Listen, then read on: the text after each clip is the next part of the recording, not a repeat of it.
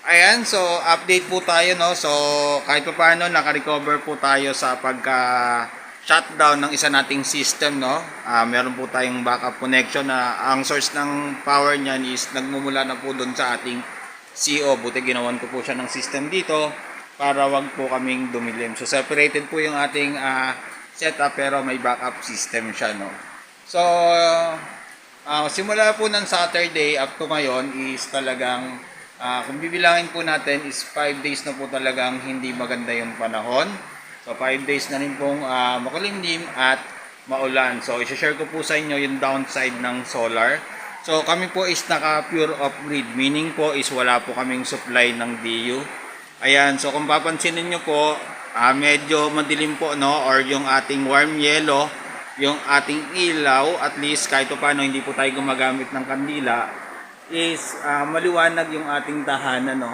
So napakababa lang po kasi ng consumption yan. Ayan, nasa 2.2 watts lang po yung consumption niya.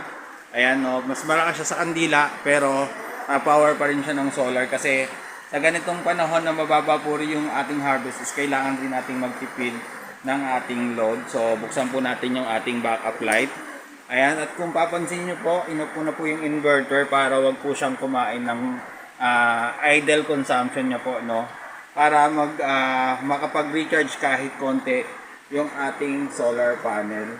Yung ating battery na nagmumula sa pag-charge ng ating solar panel. Excuse me po.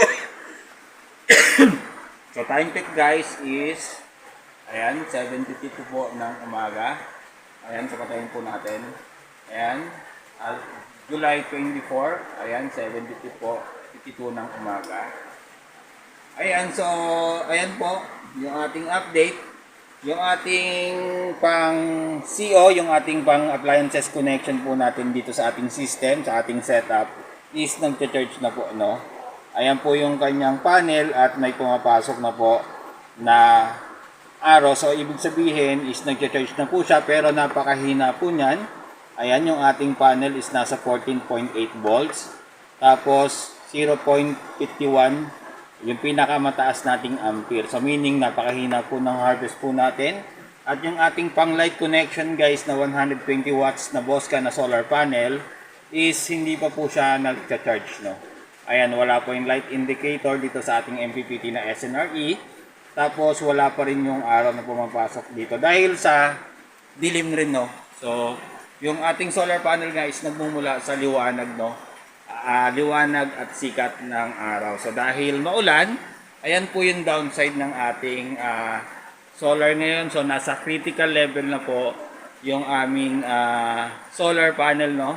So kailangan lang kasi natin, lalo na po ako, naka-gel type lang po ako. So yung ating gel type guys hanggang 50% DOD lang po yan, no? So para malaman po natin yung 50%, kapag nakita na po natin dito sa ating SCC, yung 12.0 is dapat wag na po nating gamitin para wag pong masira yung ating batteries na lead acid or gel type. So ako po is naka-gel type po. So that is for today's video. At least ma-share ko po sa inyo yung downside ng solar kapag masama yung panahon.